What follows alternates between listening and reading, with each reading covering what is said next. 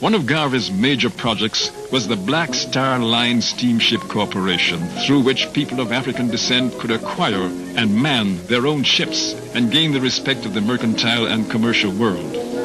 We have in the past been living on the mercies of others, he said, and have therefore suffered. We will continue to suffer if we do not take charge of our own affairs.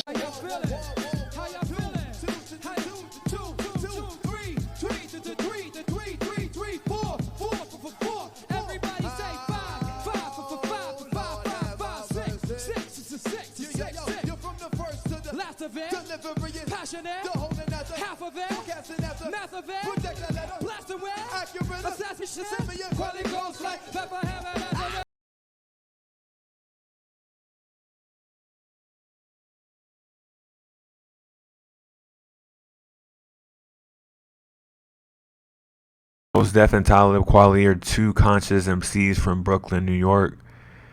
They formed a group in 1997 and called themselves BlackStar after a vision Marcus Garvey had to unite melanated people from continent to continent. Mos Def and Talib are some of the best MCs to ever touch the mic. You can make an argument for one, if not both, to be in the top 50 MCs of all time. What Mos Def and Talib Kweli do so well is they sprinkle social and political commentary in their music, surrounded by double entendres, exquisite wordplay, punchlines, similes, metaphors, and parables. You can get a history lesson and a lesson how to rhyme all in one song. Mos Def can educate you quickly, Big Macs, fat folks, and explain the root cause of obesity around the globe in just only 2 words. Talib can say, look in the skies for God, what you see besides the smog. He's basically saying, like, even before your prayers reach the Most High, the reality of unhealthy air can seem like a barrier between you and your hopes to reach the Most High. This is just a couple bars and just a microcosm of what you get from these brilliant men. Their brilliance can be tied to their reading of books and acquiring knowledge itself. Their love for books enabled them to acquire a bookstore called Nuru Books. This is where they would hone their skills and also do spoken word events to help them with their performance and delivery. In spoken word, each word and syllable is important. No words can be wasted, as you have a short amount of time to convey a point. This would benefit them, and you can see how they rarely waste bars to deliver their messages. Even though this bookstore is no longer a physical location, it has been since turned into an online location called the Kweli Club. BlackStar have come behind a long line of conscious MCs and groups. Hip-hop since its inception has been conscious. It's always had a message. They're able to carry the baton from previous groups that came before them. And it wasn't just a New York thing with consciousness. It was supported all over. Now that we see Nelson Mandela's free. I was raised in a nation of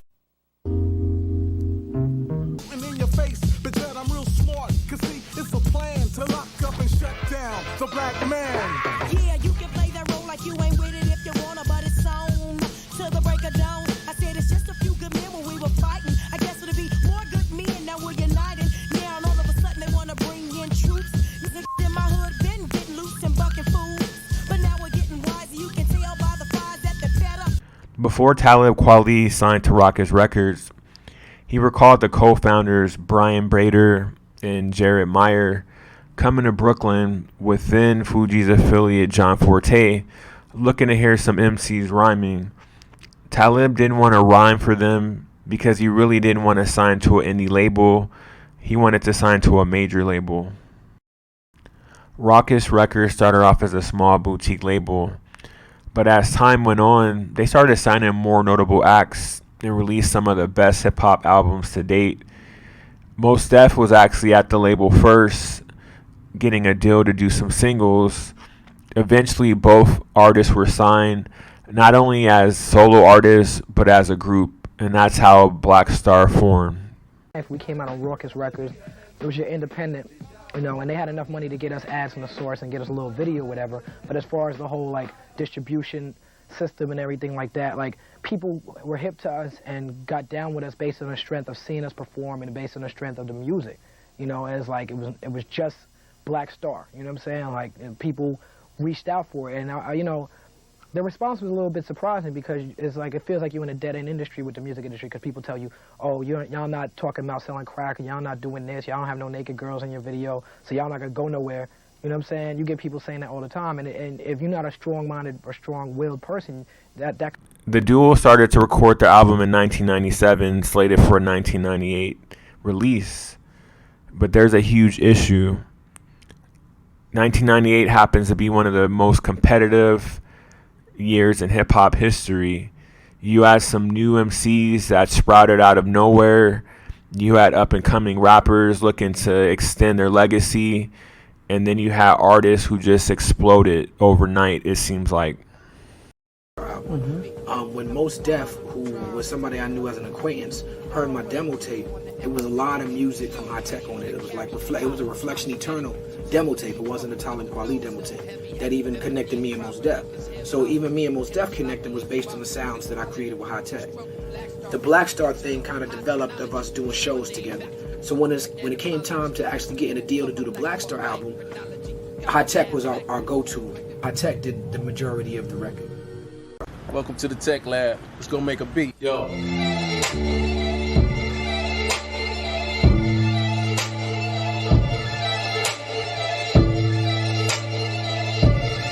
High Tech back then was just a young phenom coming out of Cincinnati. He did a bulk of the production on the album. There was also beats done by Sean J. Period, Mr. Waltz from the legendary Beat Miners, J. Rawls, and 88 Keys. First single off the album was called Definition. They wanted to bring something from the past, remix it, bring it to the present, and they drew inspiration from one iconic MC to do that.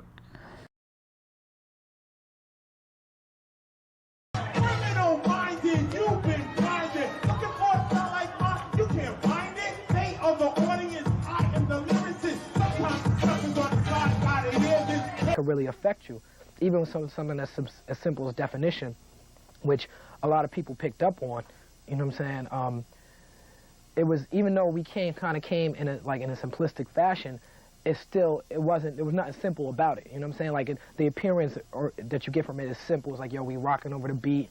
You know what I'm saying? People familiar with the beat, we spitting back and forth with the rhymes, but it was a commentary on the deaths of Biggie and Tupac, in the state of hip hop. It could really affect you.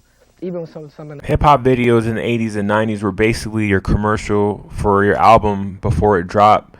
So the first single normally needs to be the driving force, especially if you're a new group on an indie label. You're not going to have a budget to compete with $1 million videos and record companies. Putting out the video for Definition was simple.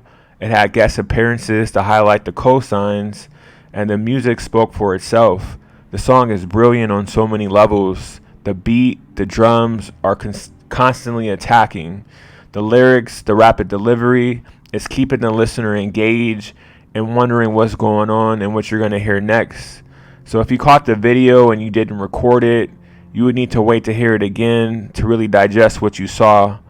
This video would draw in new fans across the country. There's another track on the album where they wanted to draw the old school back to the new school with their own twists. So they got inspiration from another iconic MC. Cause Rick the Rainer easily does away with B-O-L-O-G-N-A. Cause Rick the Rainer kick 'em all away, they're B-O-L-O-G-N-A. You're all garbage, that type talk I'm on. Dumb one, becoming glad the great one walks up. There's storytelling, and then there's Slick Rick storytelling. Slick Rick is one of the greatest storytellers of all time. BlackStar knew this, and they wanted to recreate the same story, but just with a new spin on it. This was a solo track done by Mos Def, and it was just breaking down some industry issues with MCs. He would point out the lack of originality, the negative lifestyle being portrayed in the industry, just to earn money to buy jewelry, and then end up getting robbed for that same jewelry in your fancy car, just repeating a never-ending cycle. And then the music industry just finds the next artist, and the same cycle is done all over. One of the most notable tracks, if not the most popular track on the album, is called Respiration. The track features Common Sense. Common is also a conscious MC and happens just to be one of the best MCs in the game. Talib really wanted Common on the BlackStar album. At the time in 1997, Common was coming fresh off his third album, One Day It All Makes Sense. Talib approached Common to be on the album. At that time, Common didn't really know who Talib was, so he declined the request initially. The good thing is that Common knew who Mos Def was.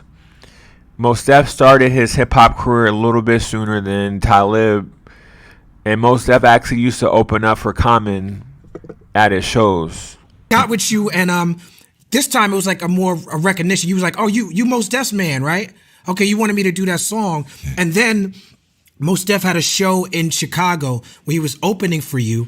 And so I took an Amtrak train to Chicago so I could jump on stage with Mos Def because I knew you would be there. And we were all in a dressing room after the show, and I said, do you want to go in the studio and record the song tonight? And you said yes, but I had booked Streeterville Studios in Chicago just in case you wanted to do that. Wow. So we went to Streeterville, me, Hot Tech, Mos Def. We recorded the song with Common in Chicago. And there was so much energy around making the song, man. And like we recorded our vocals, Common recorded his vocals like 2 weeks after we did. Then he wanted to sit and hear. And like he wanted, so we was just anxious because he was like, even before we got this, like y'all can imagine what he's gonna put down on this. And then the fact that he was just like really taking a moment to like craft it properly. So we were just back home in New York, just like itching and waiting for it to come back. And when it came back, it was. Two legends were able to remix Respiration. Pete Rock swapping out for DJ High Tech, and then Black Thought swapping out for Common. The BlackStar album is a classic. It's a moment in hip-hop history.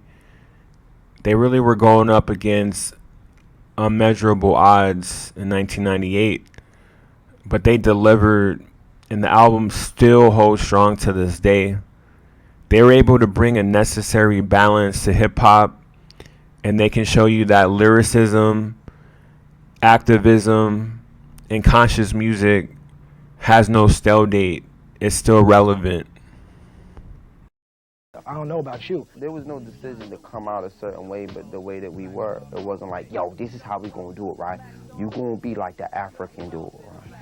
And I'm gonna be like that, Mos Def.